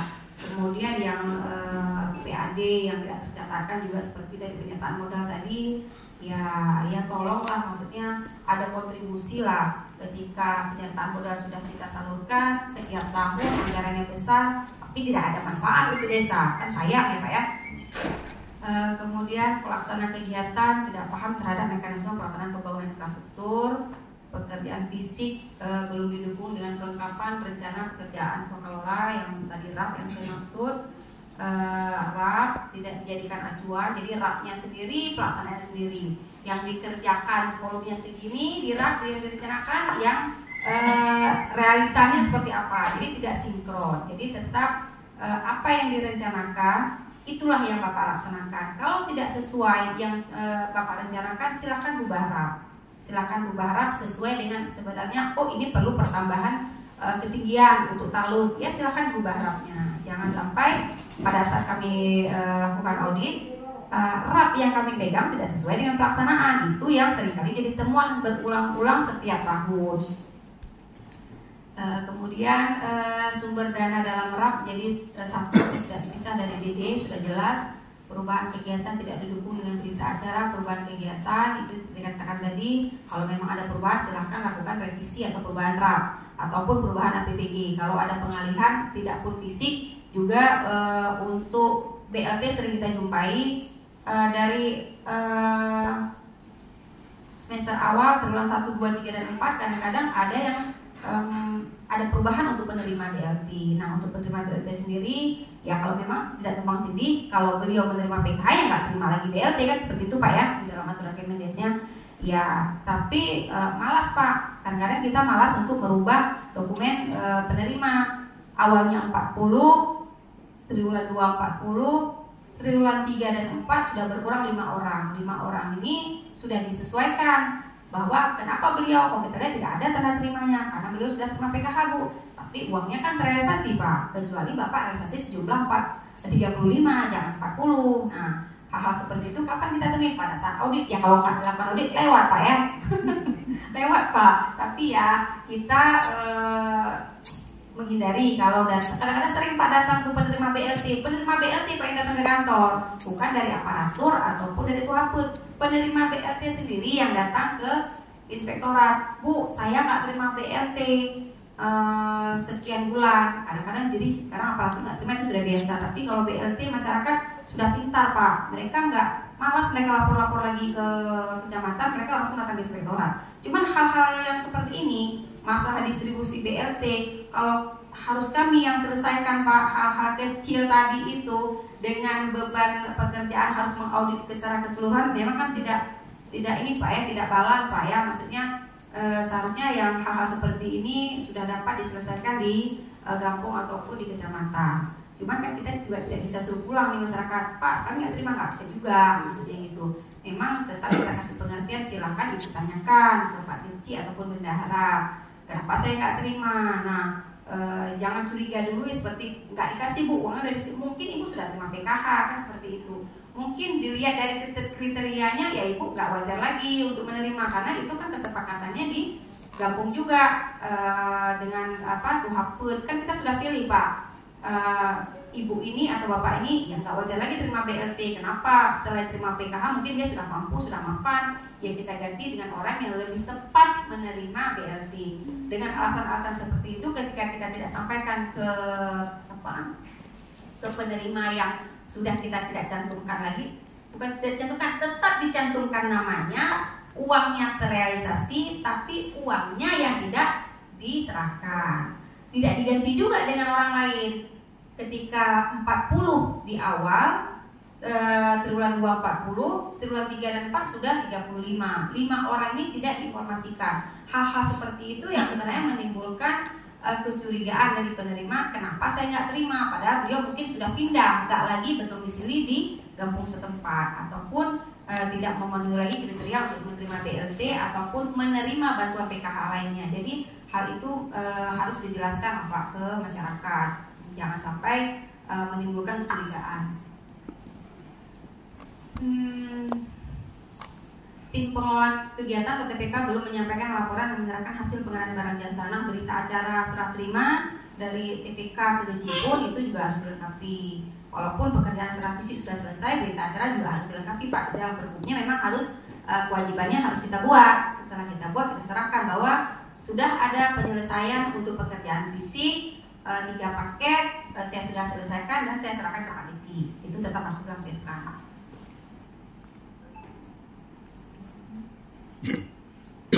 Kegiatan direalisasikan setelah pencairan SPP, kemudian tanam kas desa, perjanjian sewa menyewa tanah kas desa yang ditandatangani oleh perangkat desa. Hasil pengadaan aset desa belum tercatat pada buku inventaris seperti saya katakan tadi terkait dengan aset desa. Pengadaan kendaraan roda 2 belum didaftarkan ke Samsat. Pengadaan kendaraan roda 4 masih atas nama biasa nih Pak. Kalau yang untuk poin 18 kota-kota besar ya Pak ya. Pokoknya itu kamu ke poin 18 aja tambah dulu. 17 pengadaan belum nyepakan Pak. Roda 2 Heidi Blau. Oh iya. Putra pun nama Blau Heidi. Boleh Pak ya. Akunnya nggak jumpa Pak. Akunnya nggak ketemu. Boleh beli kendaraan. Akunnya kayak Blau di Kabupaten. Pasti ada pertimbangan Pak. Kenapa di blok ya Pak ya? Pemeliharaan aja nggak ada. Nggak dapat akunnya. Akun pemeliharaan. Berarti termasuk untuk ini Pak. Untuk bayar pajak. Nah, sebenarnya ini saya teringat lagi Pak karena ada Pajak nggak pajak bayar, pemeliharaan pihak Samsat provinsi, kemudian Dinas Pendapatan Provinsi menandakan kami waktu itu mungkin koordinasi Pak ya terkait dengan banyak sekali kendaraan dinas Pak Genci yang tidak bayar pajak kan gitu ya Pak ya. Sebenarnya waktu itu kami juga belum tahu informasinya kenapa Pak Genci ini sudah dapat fasilitas kendaraan, tapi pajaknya tidak dibayar. Nah, informasi ke kami memang belum sampai Pak kenapa akun untuk pemeliharaan khususnya untuk pemeliharaan kendaraan roda 2 tidak dibolehkan. Sebenarnya itu kewajiban ya Pak ya, kewajiban untuk bayar kendaraan pajak semotor. Mereka juga minta bantuan ke kita, Bu tolonglah Bu pada saat audit pihak samsatnya dari provinsi banyak sekali kita tuh tidak ada pajak yang tidak dibayarkan oleh Pak Genci. Apalagi kalau Aceh Utara ini 852 ya Pak ya, 852 desa. Teringat saya terakhir pengadaan masih saya di Mukim Gapung ya Pak ya, itu yang kendaraan desa yang kendaraan roda 2 yang mendapat bantuan waktu itu Pak. Ada Pak ya, 2017 Pak ya. Nah kan sudah lama Pak ya. Kalau setelah penerimaan kendaraan roda 2 yang 2017 nggak ada lagi Pak ya? Nggak ada lagi ya Pak. Itulah maksudnya mungkin Pemda pun mungkin ada alasan-alasan tertentu kenapa ya tidak hanya Bapak, itu juga di kami Pak di pemerintah kabupaten tidak semua fasilitas sebenarnya yang bisa untuk operasional untuk kami terima juga kami tidak peroleh. Memang ada alasan-alasan tertentu untuk lakukan belanja modal ataupun pengadaan kendaraan, termasuk biaya pemeliharaan yang Bapak sampaikan tadi. Kalau kami Pak di kabupaten, kalau ada kendaraan yang dipakai oleh kepala dinas, contohnya Pak ya, kepala dinas, sekretaris, kemudian kabit-kabit dan subak-subak di bawahnya itu yang ditanggung pemeliharaan hanya untuk kepala dinas dan sekretaris. Nah, untuk kami sendiri, ya karena Bapak sudah memakai fasilitas, istilahnya memberikan fasilitas ya bayar sendiri lah Pak pajaknya kan gitu. Sekolah juga Pak kalau seperti itu kami. Izin boleh? Boleh Pak. Sila-sila Ibu teman-teman yang Boleh Pak, boleh. Juga menyangkut kendaraan dinas. Ini kepala dinas belum nyata gitu. Bahkan kamu kepala aku hanya itu bisa. Berekan pula ini tunjangan rumah tangga. Sementara lagi ibu, kamu ikutnya bingung juga nih. Yang kedua menyangkut masalah bidek. Ini akan berbicara masalah kategorinya, masalah luar biasa bahkan semua memang dalam bentuk administrasi. Tidak boleh melakukan bidek ke luar daerah. Pertanyaan ini, apa kamu jika bidek luar daerah? Apakah ada permen, PP atau pergub yang menghalang kami? Bila nanti lebih tinggi permen dan pergub atau nanti bila nabak pergub, bila nabak permen kamu bicara apa? Adanya bahasa sedikit kan ini yang kamu beri bahwa sedih dalam pengolahan tenaga ini kan harus benar partisipatif masyarakat. Cuma bentuk partisipasi masyarakat itu dibanding itu ukur memang awalnya mak pendidikan ya berani sampai bagian bentuk transparan. Sekian penelitian ini. Terima kasih Bapak dari mana Pak? Syam Tarira Arun. Kebetulan Syam Tarira Arun jumpa sama saya nggak Pak waktu audit terakhir? Jumpa ya Pak ya? Pak Genci kan? Pak Genci. Ada temuan Pak ya? Khusus Syam Tarira Arun, saya nggak tahu di wilayah lain karena kebetulan di wilayah saya untuk Shantalera Alun sama Dedong Pase Pak. Nah di gelombang kemarin juga pertanyaan sama terkait masalah Binte. Tapi saya jawab dulu terkait dengan kendaraan dinas Pak ya. Kenapa tidak diberikan fasilitas Pak ya? Nah, apalagi sekarang penertiban terkait dengan kendaraan roda 2 ketika masa deci berakhir, kadang-kadang ada yang tidak dikembalikan. Itu juga salah satu kendala kenapa tidak tertib atau tidak terpenuhinya kendaraan dinas untuk deci pengganti. Nah untuk anggaran sendiri saya kurang tahu juga kenapa di blog itu saya dari DPR BPKB saya belum ada informasi nih kenapa khusus untuk akun pemeliharaan ataupun untuk belanja modal kendaraan dinas tidak disediakan. Mungkin itu pasti ada pertimbangan dan alasan khusus akun-akun itu dikunci untuk tidak bisa digunakan. Mengingat mungkin anggaran yang memang jangan kita katakan untuk kendaraan dinas Pak, untuk siltap saja masih di bawah rata-rata Pak ya, masih sedikit sekali dengan beban yang kita terima. Itu juga dipengaruhi ya pastinya dengan pendapatan asli desa yang memang tidak memadai di kampung kan seperti itu Pak. Kalau kita cuma berharap dari dana desa ataupun dana ADG siltap sangat kecil kayaknya Pak ya. Untuk fisik aja 1 tahun juga berapa Pak, ya kan? Kemudian terserap lagi dengan prioritas yang baru-baru ini, COVID kah di situ, ketahanan pangan lagi di situ, banyak program-program yang diluncurkan, tapi dananya segitu-segitu aja. Harus berapa 40% untuk ini, 30% untuk itu, BLT harus disalurkan. Tinggal orangnya sedikit Pak, sedikit bagi-bagi. Di situ nggak dapatkan seperti itu Pak ya. Makanya sebenarnya anggaran ini memang sangat mempengaruhi stabilitas keharmonisan di dalam pelaksanaan dana desa. Istilahnya kalau cukup porsi-porsinya kita bisa lah kita lakukan dengan layak. Tapi ketika porsinya tidak cukup, kita harus pisahkan untuk COVID, apalagi pada masa COVID luar biasa Pak COVID Pak ya, luar biasa COVID. Ketika COVID ini kita tidak laksanakan, tegurannya luar biasa juga. Maksudnya kami pun di kabupaten sebentar-sebentar perhatikan prioritas untuk COVID, ketahanan pangan, kemudian masalah stunting, itu saja. Tapi memang bukan Pak Diki saja, kami pun dari dari dinas terkait, DPM BPKB, inspektorat juga mengawasi. Gimana sih pengawasan Ibu terhadap punya stunting? Bukan stunting aja apa ditanya, COVID juga ditanya, ketahanan pangan juga ditanya. Maksudnya bingung juga kita Pak mau pegang yang mana. Sedangkan anggaran yang diberikan tidak cukup layak seperti itu Pak ya. Mungkin saya menjawab tapi udah paham Pak ya maksudnya saya sampaikan tadi. Oh iya. Tapi silakan untuk akun yang terkunci saya kurang paham juga Pak kenapa. Karena memang Pak Cici waktu kami lakukan ada nanya juga Pak. Haji tabel hoda Bu. Nah, kan tapi selama akun disediakan tidak dikunci ya silakan pakai. Tapi kalau sudah dikunci gimana kita mau eksekusi Pak ya? Pertanyaan bukan bisa. Nah, kenapa sampai kenapa dikunci? Ya, itu langsung saya katakan tadi Pak. Ada alasan tertentu untuk tidak bisa digunakan karena ada prioritas yang lebih penting itu mungkin Pak.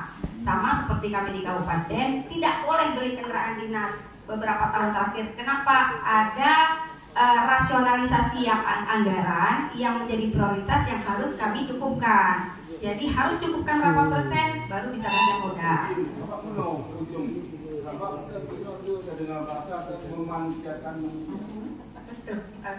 Awal-awal itu ada bayar mentah, itu bagi visi yang menarik awal. Habis masa nikah di sini, kenapa enggak ini jam prospek yang disediakan dibayarkan di kabupaten? Pakan dino makin jam mentah, atau yang enggak ada. Dia mau ada benci lagi golong benci, muat dia ada benci karena pemeriksaan. Ketika di kampung ada itu, kamu di kubur, dia bilang kayak miliknya. Sementara beban kamu ada benci, yang kamu dengan kawan lain, dan itu Tuhan membuat dengan depan. Ini beban negara macam nak udah pegang, tapi Tuhan habis dengan paham kagak. Jadi kalau lah boleh melalui mulut-mulut atau corong-corong yang namanya. Tolong manusiakan manusia apa itu? Terima kasih. Itu kata menyambutkan dulu. Terima kasih Pak Diki dari Sumberarun. Memang itulah fenomena yang terjadi Pak. Memang maksudnya kalau untuk kita satu sendiri tidak tidak bersama-sama itu memang tidak akan dukung Pak ya. Maksudnya memang itu harus ada dukungan dari banyak pihak, dari dinas terkait juga selaku di DPM BPKB juga butuh dukungan dari BPKD juga harus butuh dukungan dari kepala daerah. Pentingnya peran Deci sekarang untuk memberdayakan masyarakat, mensejahterakan masyarakat dengan anggaran yang layak seperti itu Pak. Tapi memang setiap rapor itu sering disampaikan pada sini anggarannya sedikit sekali, untuk siltap aja kayaknya nggak cukup. Kalau untuk daerah lain mungkin PAD-nya besar Pak ya, jadi ada pendapatan lain yang untuk bisa dicukupkan selain siltap tadi. Tapi kalau di tempat kita tok siltap berapa Pak jadi gizi Pak? 20 itu Pak, yang kenyata menjadi Pak. Begitulah dengan anggaran yang tidak layak. Tapi ya memang harus dimaklumi Pak. Kami juga di kabupaten seperti itu. Satu lagi tadi terkait BIMTEK Pak ya. Nah, Kecamatan Samtalira Arun dan Sudut Pase. Nah, kebetulan di wilayah saya kami juga di tim pada saat lakukan audit ini bagaimana kita eksekusi kalau di pergubnya dicantumkan bahwa tidak boleh ada pelaksanaan BIMTEK yang dilakukan di luar daerah. Nah, ketika kami memeriksa tetap aturan kami kan tetap ke aturan ya Pak ya. Ketika Bapak katakan tadi tidak diatur di dalam Permendesnya ataupun aturan di atasnya. Nah, ini memang masih jadi bahan kajian seperti Bu Anu sampaikan kemarin. Bagaimana kita sikapi terhadap pergub yang dicantumkan larangan untuk pelaksanaan BIMTEK di luar daerah. Maka dari itu setelah kami lakukan audit 2022 kemarin, Samtalira Arun dan Kedung Pase, mungkin di wilayah saya, kami tetap mengeluarkan rekomendasi untuk tidak melaksanakan. Tapi bukan pengembalian ya Pak ya, bukan ya, kami pastikan bukan pengembalian. Karena saya sudah ingatkan ke tim bahwa untuk pergub ini kita tidak bisa abaikan. Tidak bisa kita abaikan.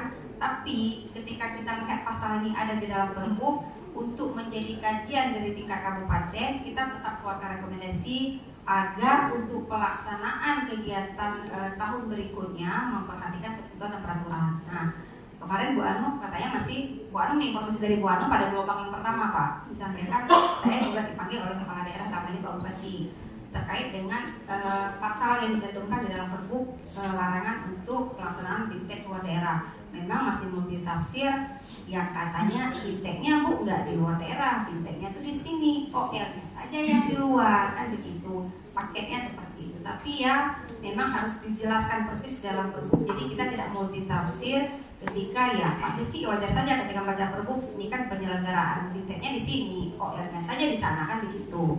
Tapi ya memang penjelasan di dalam pergub memang kita harus duduk lagi terkait apa sebenarnya yang diinginkan untuk dicantumkan di dalam pergub terkait penyelenggaraan secara keseluruhan atau khusus untuk pelaksanaan BIMTEK yang di sini, OL-nya yang di luar.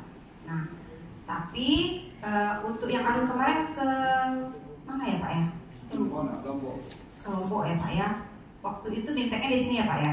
BIMTEK terus ke MK. Di MK Pak ya. OL-nya yang di sana Pak ya. Memang di situ tidak masih abu-abu Pak ya, abu-abu untuk penyelenggaraan kegiatan tidak boleh dilakukan di luar kabupaten. Ya, seperti itu Pak ya bunyinya di dalam pasal pergubnya.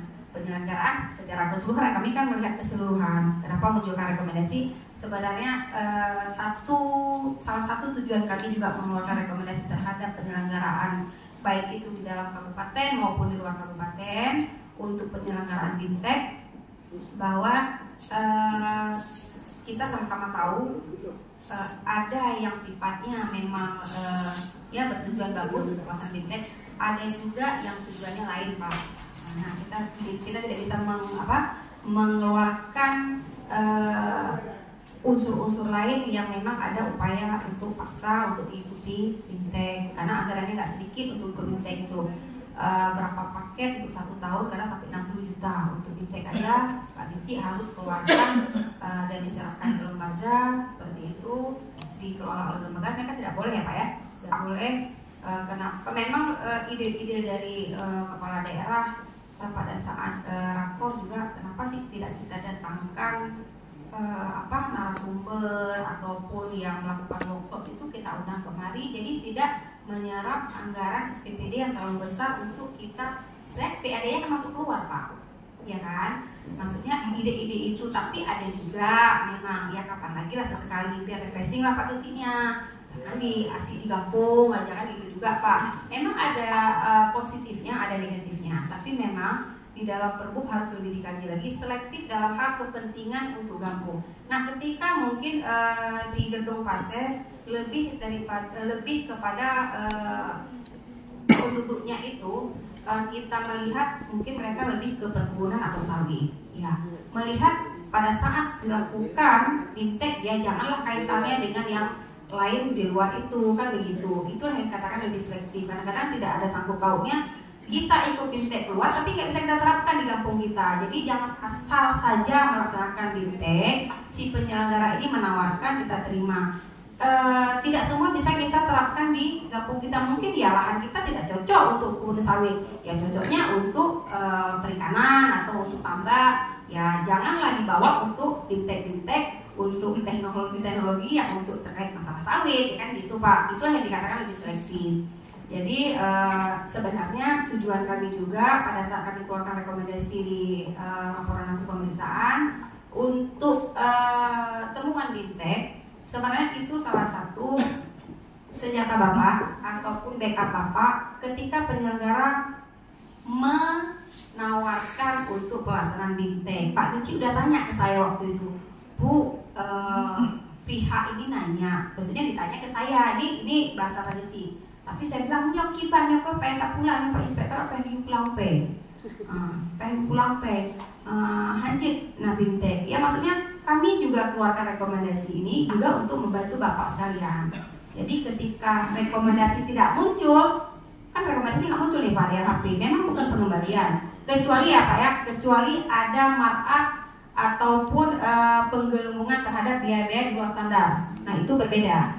Tapi kalau untuk pengembalian total loss secara keseluruhan kita anggap itu tidak boleh, itu tidak ada. Kami masih mengeluarkan temuan ADM ya Pak Geci, masih mengeluarkan ADM bahwa udah sampai ya Pak ya HP-nya, udah ya, bahwa untuk ke depan untuk pelaksanaan BIMTEK tetap memperhatikan acuan baik itu Pergub maupun aturan-aturan lain. Nah sebenarnya itulah saya katakan tadi, itu sebenarnya membantu Bapak juga ketika penyelenggara menawarkan, ya sampaikan saja bahwa kami konsekuensi harus menyelesaikan temuan inspektorat karena tahun ini warningnya masih temuan ADM. Tahun depan warningnya bukan ADM lagi Pak, pengembalian secara keseluruhan. Maka itu bertahap, tapi kita memang tidak bisa eksekusi langsung karena memang ini masih dalam tahap diskusi tingkat kabupaten juga Pak. Karena terhadap Pergub ini kita perlu kejelasan apakah penyelenggaraan secara keseluruhan kah, ataukah terpisah BIMTEK di sini OL-nya yang boleh di luar. Nah itu yang masih memang dalam kajian, makanya di rekomendasi kami masih mengeluarkan temuan ADM, begitu ya Pak ya, untuk BIMTEK. Maksudnya gini, pertanyaan dulu ke masalah di Permen ada larangan kepala desa untuk melakukan BIMTEK di luar daerah. Bila hanya maksudnya apa? Perlu kuatkan mana? Atau raih atau pertanyaan desa. Ini yang terkait pertanyaan. Ini itu kan memang ada tawaran dari rumah. Ya. Kalau hari ini panitia hari ini ada bagian hukum nggak ya yang datang? Pak, hari ini ada jadwal bagian hukum nggak yang datang? Ada jadwal bagian hukum, kalau gelombang pertama ada Pak ya? Hari ini ada? Ini hari pertama untuk gelombang ini ya Pak ya? Pertama ya Pak ya? Oh besok ya? Nah, memang kalau sepengetahuan kami Pak, kalau aturan di atasnya tidak mengatur, otomatis yang di bawah, aturan yang di bawah kan gagal Pak ya, maksudnya batal ya Pak ya, misalnya seperti itu. Nah kemungkinan pasal-pasal yang terkait dengan BIMTEK ini muncul karena memang santer nih Pak, yang dari pusat menggelorkan tidak boleh ada pelaksanaan BIMTEK di luar. Termasuk Bapak ingat nggak waktu acara di kantor bupati yang datang Haji Umar. Gimana menggeloranya gitu ya Pak ya? Gimana menggeloranya? Itu saya kan dari Kajari pun dari Kajati di sana udah wanti-wanti ini pelaksanaan tidak, padahal yang tidak tahu maksudnya ya itu rahasia umum. Ya di belakang kan mereka juga. Tapi yang wanti-wanti besarnya mereka juga. Jadi kan kita di pihak yang terjepit juga sebenarnya ini. Kenapa keluar Pergub? Karena memang pasti ada sebabnya yang itu. Nah, di peraturan di atas tidak diatur, tapi ketika mulai informasi itu di media sudah disampaikan, kemudian di tingkat kabupaten juga sudah dihalu-halu seperti itu, malah mereka disuruh awasi, padahal pelaksana mereka juga kan gitu ya Pak ya. Jadi pihak kita juga yang terjepit, serba salah buah semalama paksinya. Kamu agak media kecilnya, baru menambahkan kamu belum pribadi luar dari waktu pada jenang. Ya gimana Pak maksudnya? Kali dengan narapo hasil kesimpulan rapat di kecamatan. Nah dalam bentuk tulisan dan koordinasi nanti di depan-depannya ada anak buah madam yang padahal yang untuk kita bagian pikiran kebijakan akhirnya apa yang jelas ini teman negara buah selama buat satu kecil anak-anak orang yang rahasia umum orang tidak pegang kan dia ada ada di kepala tuh Pak, ada di kepala. Jadi khusus dalam Kecamatan Arun, Paduboh Kecamatan ya dong. Nah Paduboh Kecamatan kita menginformasi ini ke Pak kamu, memang informasi nggak sampai ke kami, tapi itu harus kami jawab. Harus kami jawab informasinya masuk ke Kemendes, kemudian Humas Polda Aceh pada saat itu. Ya, Humas Polda Aceh. Tapi yang harus menjawab kami. Saya juga bingung. Yang melaksanakan orang lain, yang eksekusi di belakang orang lain, tapi kami yang harus menjelaskan. Saya ingat waktu itu sampai Arun juga ada sampai ada screenshot hasil rapat dan rincian, ya Pak ya. Ya kebetulan saya waktu itu yang menjawab Pak, yang menjawab waktu itu ke Humas, tapi yang melalui BPK, kalau nggak salah waktu itu melalui BPK, bahwa kita jelaskan ya kami kan juga tidak sanggup memanggil kebetulan waktu itu tidak jadi eksekusi ya Pak ya. Nah kebetulan pada waktu itu khusus Kecamatan Arun tidak jadi eksekusi, bahwa terhadap kesepakatan anggaran yang untuk pos-pos yang udah ada di laporan itu yang masuk ke Humas Polda tidak dapat dijelaskan kebenarannya karena memang itu tidak terrealisasi. Kebetulan itulah yang selamat waktu itu Pak, tidak terrealisasi waktu itu. Nah, waktu itu kalau salah saya BPK yang nanya ke kami. Saya bilang sampai BPK lumayan berkeras juga. Saya harus menjawab karena mereka begini Pak, sistem aplikasi pengaduannya ketika tidak jawab mereka merah, ketika merah pantauannya dari pusat. Mereka ini udah debat-debat juga kan. Saya bilang kalau memang Ibu keberatan dengan jawaban saya kan sudah panggil pihak kecamatan dan waktu itu ketua forum ya, lupa ketua forum ada beberapa titik saya panggil. Bahwa memang Pak Sulaiman kasih BMD waktu itu ya, kan nggak ada eksekusi Bu terhadap yang ini pada waktu itu ya Pak ya, pada waktu itu. Kemudian pihak BPK pun bersikeras, Bu bisa nggak diminta semua dokumen itu? Bu kalau itu namanya sudah audit. Saya katakan saya kan hanya menjelaskan tapi tidak dalam ranah audit, saya tidak memeriksa, tapi saya konfirmasi, bentuknya konfirmasi penjelasan dari pihak Gampung yang ikut di dalam kesepakatan bersama pada saat itu sesuai dengan berita acaranya Pak ya waktu itu. Nah, jadi saya juga agak tersinggung juga ketika mereka bilang kami perlu ini. Ya silahkan Ibu yang turun, jangan tanya sama kami. Kalau memang Ibu tidak puas dengan jawaban kami, silahkan lakukan audit dari pihak BPK. Pada saat itu, padahal mereka juga kebetulan lagi lakukan audit terhadap laporan keuangan Pemda. Kan kalau sudah ada penugasan tidak mungkin nimbrung ke penugasan lain, tapi yang tujuan mereka adalah menjawab yang tadi itu yang aplikasi yang merah di pusat. Jadi mereka jadi pantauan ketika memang laporan itu tidak terjawab, kami tidak sampaikan backup, itu merupakan teguran ke mereka. Sekarang dengan aplikasi yang begitu bebas, span laporkah namanya, kalau di kita yang benturan pengaduan, kalau span lapor itu kan memang dari Kemendes nanti ke kita, ke provinsi juga masuk. Ketika kita tidak jawab, memang itu menjadi catatan untuk Pak Bupati selaku kepala daerah dalam mengevaluasi hasil kinerja beliau. Jadi sekarang gampang Pak, masyarakat nggak lapor lagi juga ke inspektorat, mereka langsung lapor ke Kemendes. Kalau nggak ke Kemendes, mereka ke Humas Polri, mereka lapor ke Presiden, masuk. Jadi walaupun satu surat mereka distribusi ke beberapa pos untuk distribusi, mau tidak mau kita harus jawab. Posisi kami kenapa kadang-kadang tidak dalam ranah audit, kami informasikan ke pihak kecamatan maupun ke Pak Kesi, karena kami panggil Pak ini gimana karena bukan dalam tahap audit, tapi kami harus menjawab secara tertulis dan kami upload ke dalam aplikasi. Jadi hal-hal demikian kadang-kadang menyerap waktu dan tenaga lebih. Sebenarnya kita bisa lakukan kegiatan-kegiatan lain, tapi dengan mudahnya sekarang media mengakses semua fasilitas untuk informasi publik, kita harus jawab.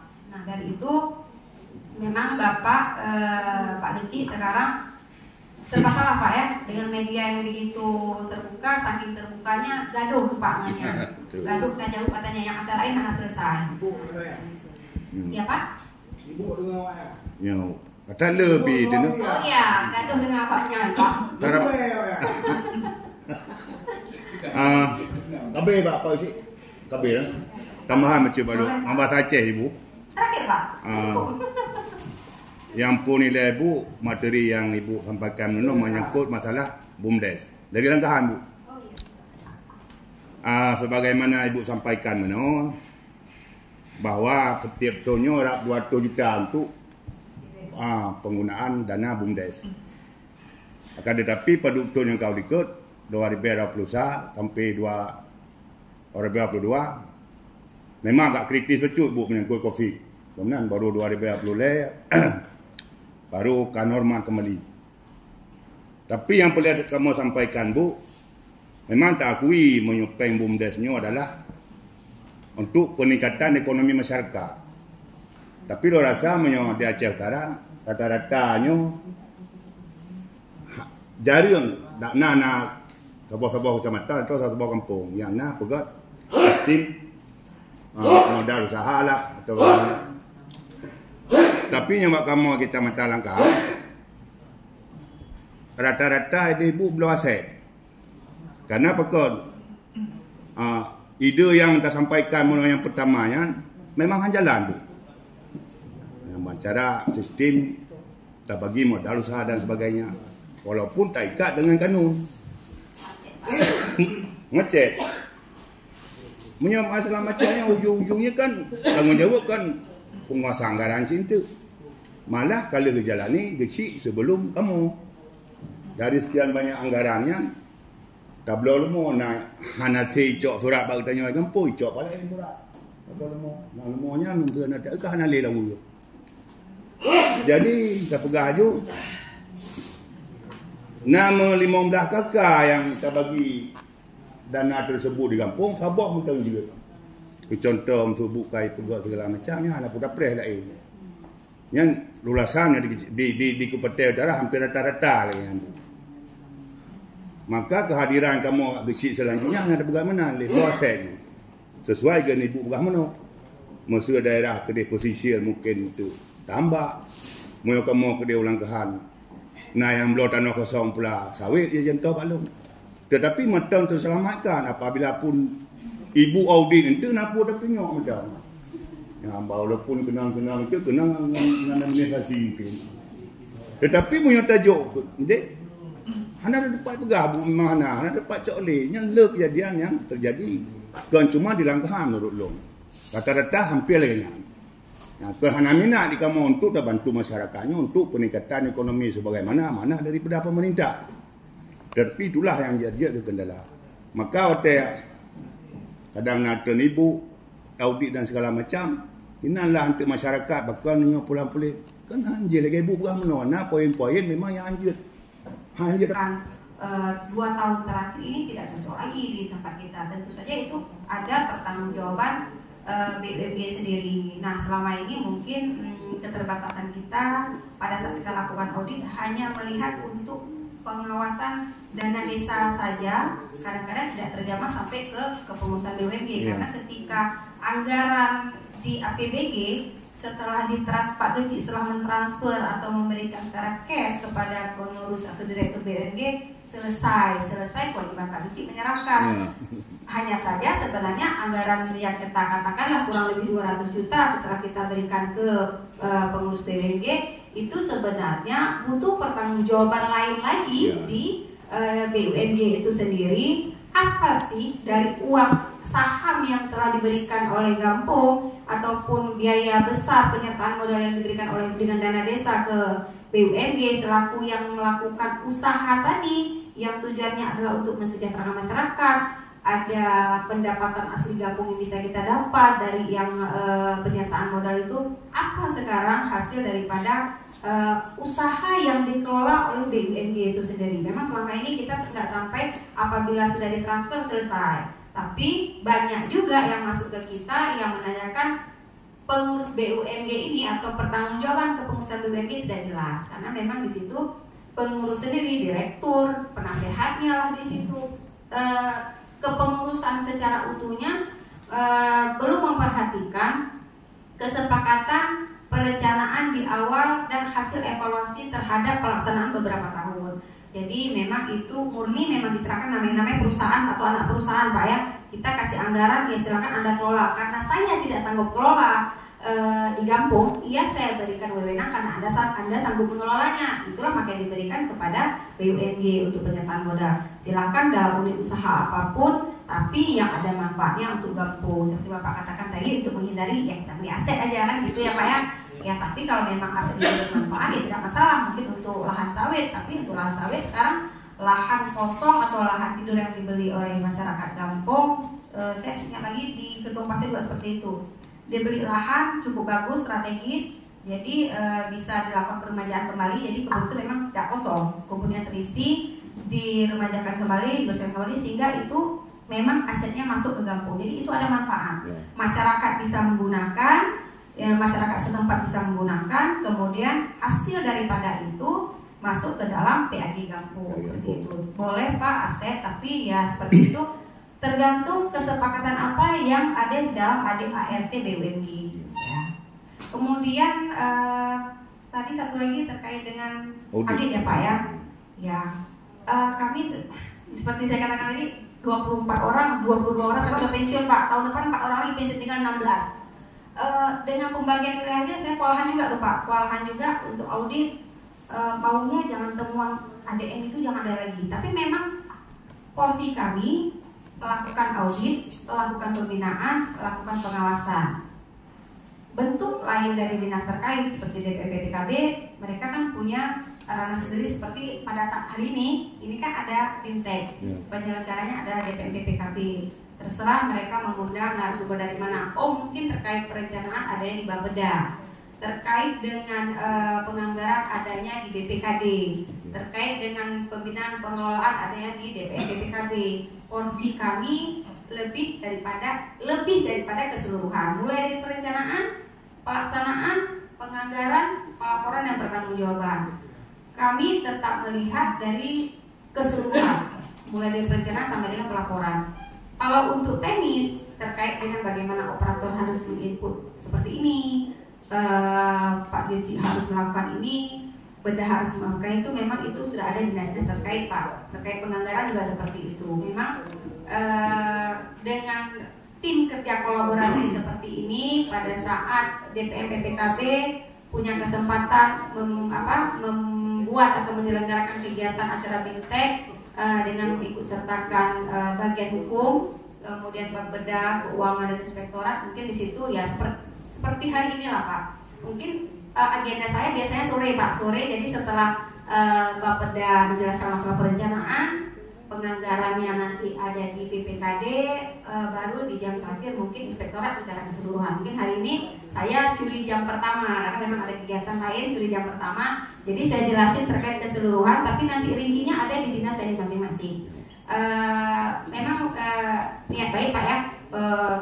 Kenapa tidak dilakukan audit semua? Ya begitulah Pak, karena orangnya sedikit. Kami tinggal ini tahun depan pensiun 4 orang, tiap tahun 4 orang, karena nggak ada penerimaan Pak, nggak ada penerimaan untuk pemeriksa.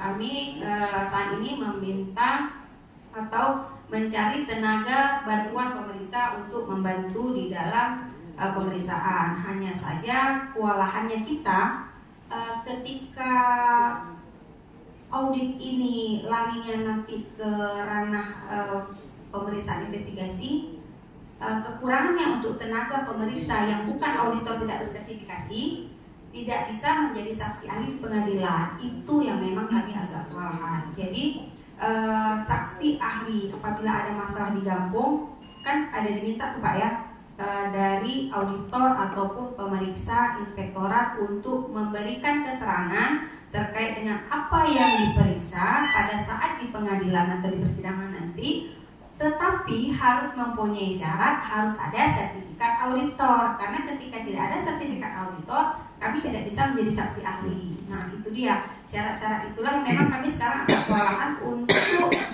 mensertifikasi atau mengirimkan aparatur SDM untuk diklat saja, anggarannya nggak ada.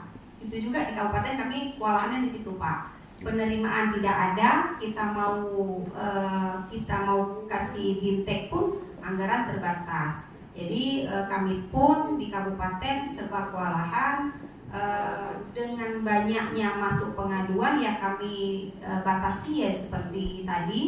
Ya silakan selesaikan dulu di Gampong ataupun di kecamatan baru sampaikan ke kami. Kecuali memang programnya sudah fix setiap tahun disepakati untuk biasanya kami 30% Pak. 30% dari 852 Gampong kami lakukan audit. Kecuali ini kan udah masuk tahun pemilu ya Pak ya. Udah mulai tahun-tahun pemilu itu sudah pasti ada rasionalisasi anggaran. Dengan rasionalisasi anggaran udah pasti itu nanti anggarannya tergerus, SDM kami nggak cukup untuk turun. Nah dari itu memang pembekalan secara dini terhadap Pak Dirci maupun aparatur juga Buhapun itu memang sangat penting karena dalam mempersiapkan kematangan dalam mempertanggungjawabkan dana desa. Nah kalau kami fungsinya ya mendampingi saja. Kalau ya kami halu-halu aja Pak ya, halu-halu saja. Kalau memang nggak ranah audit ya kami pendampingan yang Bapak bilang tadi. Cuman ya itu karena SDM nggak ada, waktu nggak ada, kadang nggak Gampong aja Pak. BPK pun pemeriksaan ini inspektorat nggak pernah turun ke dinas, salah juga. Tapi kalau Gampong mereka masih maklumi kenapa? Karena di Indonesia pun kita paling banyak Gampong yang 852, SDM pemeriksaannya saja yang kurang, kan gitu Pak ya. Jadi masih ada toleransi kenapa kita nggak bisa memeriksa secara keseluruhan. Jadi ada prioritas-prioritas. Kenapa Gampong di 852 hanya terperiksa 30%? Nah, seperti itu Pak. Tapi tetap kami tetap tidak mengabaikan. Tidak ada Gampong yang selama tahun anggaran 2015 sampai dengan 2023 tidak ada yang diperiksa.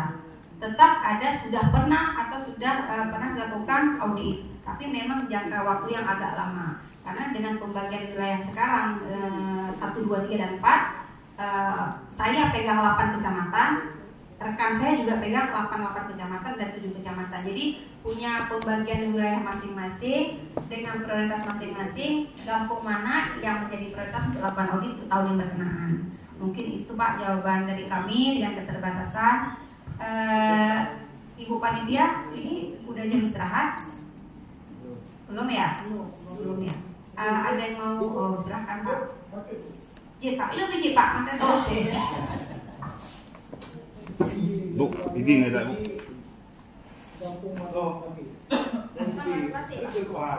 Koordinasi, kedua ada yang penanggulangan kerawatan sosial masyarakat, dan ketiga biaya kegiatan khusus lainnya.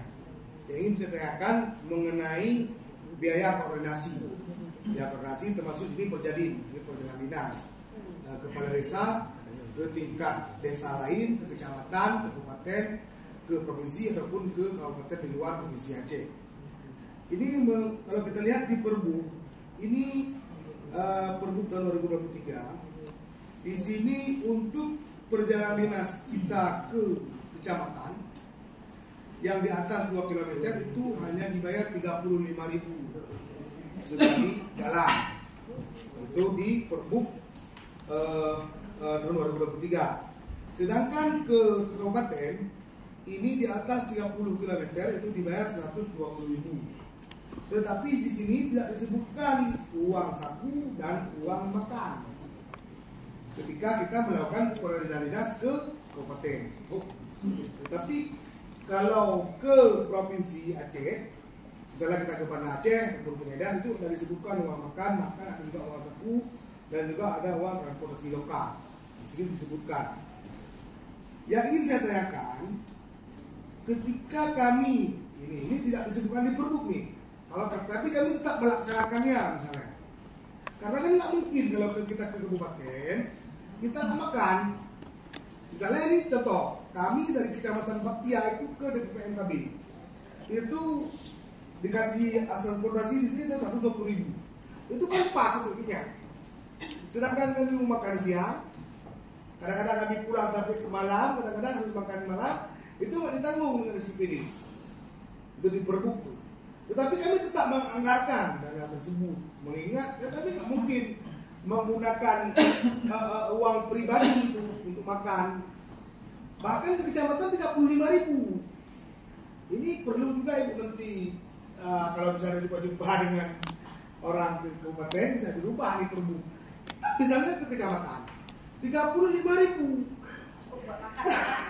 35.000 itu pelecehan, Bu. Bukan kurang, cuma pelecehan. Masa kami terlalu apa kali lah dibuat? Iya, maksudnya masa kami yang paling bertentangan dengan masyarakat yang memang ujungnya kan di situ persoalan, Bu. Masa 35.000? Punya kamu gesik bahan.